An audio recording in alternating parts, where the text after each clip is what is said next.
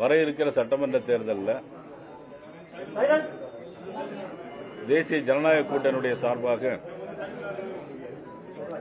அண்ணன் இபிஎஸ் அவருடைய தலைமையில் தமிழ்நாட்டில் தேர்தலை சந்திக்க இருக்கிறோம்.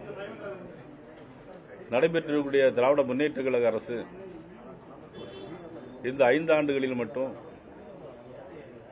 500க்கும் மேற்பட்ட தேர்தல் வாக்குறுதிகளை சொல்லி 1-2 தவிர எதையுமே செய்யாமல்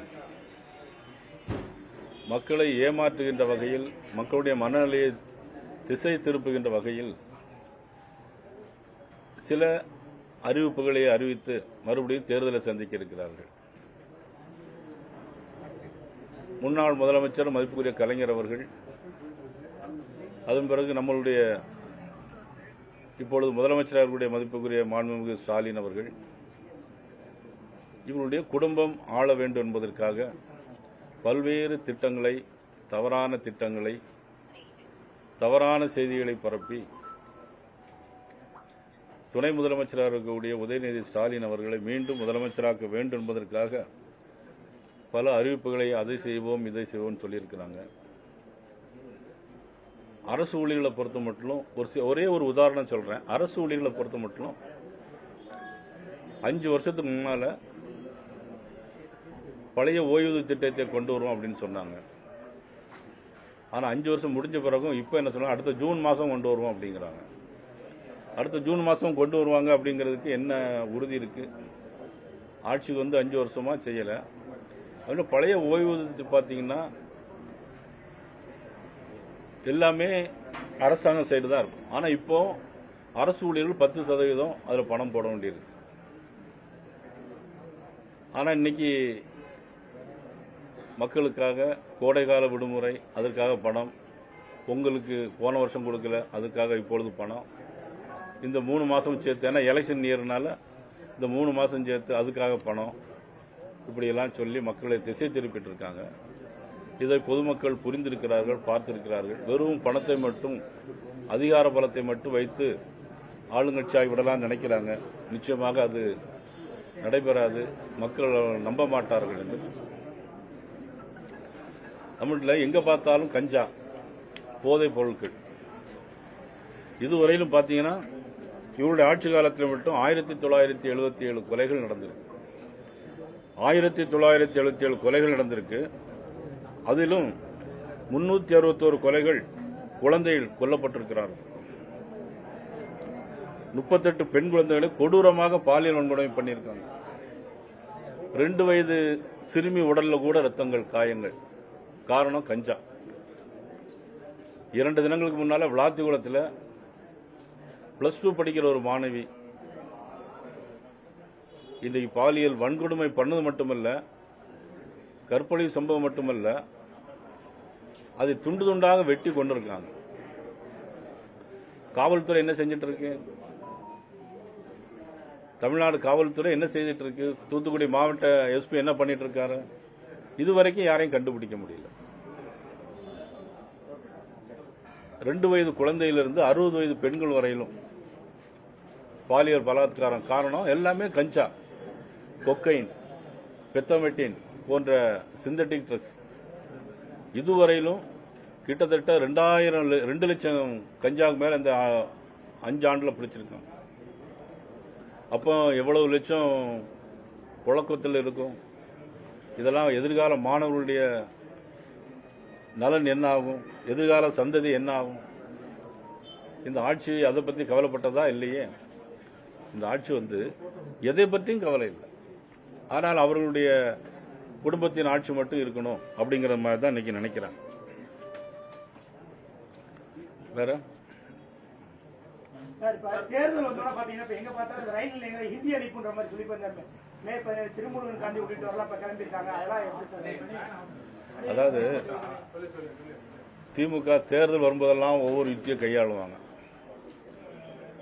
அதில் இருந்தா போடல, அது பாட்டு. நமக்கு தேவை தமிழ், தமிழ் இருக்கணும், எல்லா இடத்துலையும் தமிழ் இருக்கணும். ஆனா அதை வச்சு அரசியல் பண்றாங்க.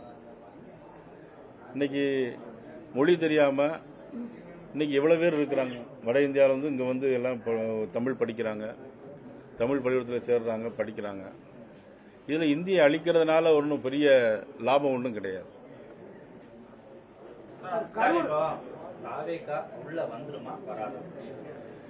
அது பத்தி எனக்கு எதுவும் தெரியாது.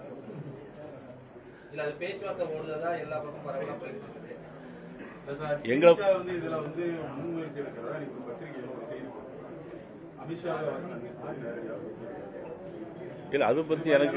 இல்ல அது பத்தி எனக்கு எந்த கருத்து, நான் டெல்லிக்கு போகல, அது பத்தி எனக்கு எந்த கருத்தும் தெரியாது. தாவேக்கான்னு சொன்னதுனால ஆதவ் அர்ஜுன், தமிழக வெற்றி கழகத்தில் இருக்கக்கூடிய ஆதவ் அர்ஜுன், நமது மதிப்புக்குரிய திரையுலகினுடைய முடிசூடா மன்னனாக இருக்கக்கூடிய மதிப்புக்குரிய ரஜினிகாந்த் அவர்கள், அவர் நடிப்பினுடைய இமயம் மட்டுமல்ல, மிக சிறந்த ஆன்மீகவாதி, எல்லா இனம் எல்லா மொழி எல்லாத்தையும் கடந்து ஒரு மிகப்பெரிய ஒரு தலைவராக எல்லோரையும் நேசிக்கக்கூடிய, இன்னும் சொல்லப்போனால் ஒரு சாதாரண மனிதனாக ஒரு சித்த புருஷராக வாழ்ந்து கொண்டிருக்கின்ற நமது ரஜினிகாந்த் அவர்களை விமர்சனம் செய்திருப்பது உண்மையிலேயே வருந்தத்தக்கது, வேடிக்கையானது மட்டும் இல்லை. நான் என்ன நினைக்கிறேன்னா, இது அந்த கட்சியினுடைய தலைவர் ஏன் கண்டிக்கல அப்படிங்கறத எங்களுடைய கேள்வி. நிச்சயமாக ரஜினிகாந்தனுடைய ரசிகர்கள் அதை ஏற்றுக்கொள்ள மாட்டார்கள், மன்னிக்க மாட்டார்கள்.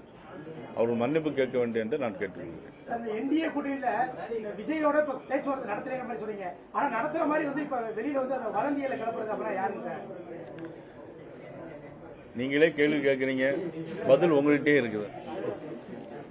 சார், ஆதவ் அர்ஜுனோட கருத்துக்கு 4 நாட்களா யாருமே பதில் சொல்லாங்களே, இன்னைக்கு வரிசையா ஒவ்வொருத்தரும் அதுக்கு பதில் சொல்லிட்டு வரக்கூடிய காரணம் என்ன? இல்ல 4 நாள் மௌனித்ததுக்கான காரணம் இல்லையே. எங்க பிஜேபி சார் நாங்க அறிக்கை விட்டுருந்தாங்க, எங்க அர்ஜுனமூர்த்தி பேசியிருந்தாரு. 4 நாளாவே இல்லை, அதுக்கப்புறம் இல்ல முத நாளே அவர் அர்ஜுனமூர்த்தி அறிக்கை விட்டார். முதலாக குரல் கொடுத்தது பாரதிய ஜனதா கட்சி. ஆனா நாங்க வருத்தத்தை தெரிவிப்பான்னு பார்த்தோம், அது பிறகு பார்த்தா இல்லை. அப்புறம் நேற்று நான் மறுபடியும் சொன்னேன், இன்னைக்கு அதுக்கும் வருத்தம் தெரிவிக்கல. தேர்தலுக்கு இன்னும் குறுகிய காலம் தான் இருக்கு, நீங்க இன்னும் தொகுதி பங்கெல்லாம் நிறைவு செய்யாம இருக்கீங்க, உங்களுக்குள்ள ஏதோ சிக்கல்லாம் இருக்குன்னு சொல்றாங்க சார். ஒரே தொகுதியை மாத்தி 2 பேருமே கேட்கறதுனால சிக்கல். எங்களுக்குள்ள எந்த விதமான சிக்கல்களும் இல்லை. தேர்தல் தேதி அறிவிச்சாச்சு, இன்னும் 30ஆம் தேதி வரை நாமினேஷன் போடலாம், இன்னும் 15 நாள் இருக்கு. அதை பத்தி எங்களுக்குள்ள எந்த விதமான சிக்கலும் இல்லை. நாங்கள் எல்லாம் ஒருமித்த கருத்து. 28 சீட்டு 2 சீட்டுன்னு பிரிச்சு இது பண்ணிட்டாங்க, நீங்க இன்னும் அந்த மாதிரி எந்த கட்சிக்குமே இது பண்ணாம இருக்கீங்களே, அதனால இல்ல எங்களுக்குள்ள எந்த விதமான கருத்து இல்லை. நிச்சயமாக நாங்கள் சுமூகமான முறை எல்லாமே முடிவடையும். பொறுத்திருந்து பார்ப்போம். சார், கரூர் விவகாரத்துல விஜய் ஆஜராயிட்டு வந்திருக்காரு டெல்லியில சிபிஐல. சரி, இன்னைக்கு செந்தில் பாலாஜி போயிருக்காரு. அது சிபிஐ, அது தனி இண்டிபெண்டன்ட் பாடி, அது அவங்க என்ன முடிவு சொல்றாங்களோ பொறுத்து தான் நம்ம பண்ணணும்.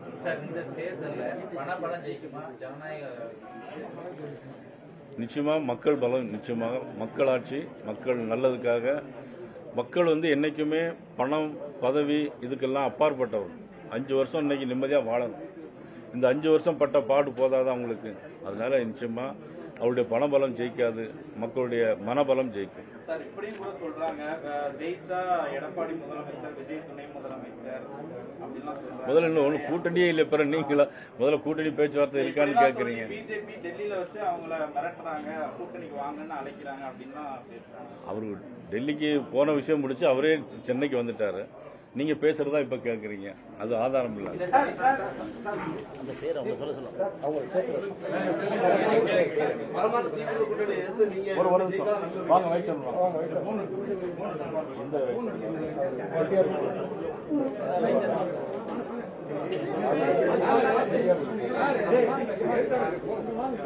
திமுகவிலிருந்து வைஸ் சேர்மன்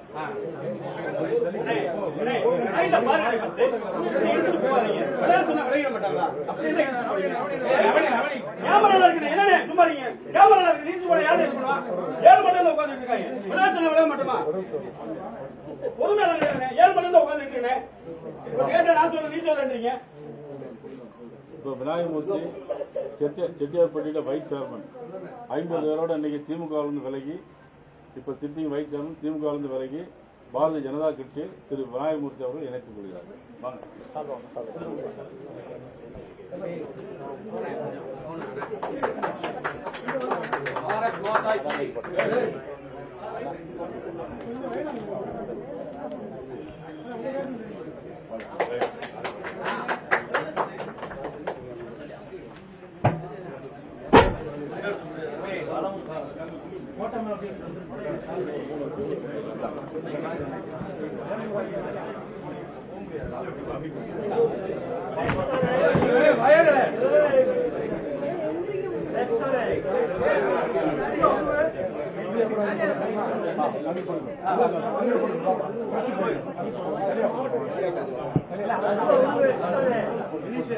ஒண்ணு மட்டும்தான்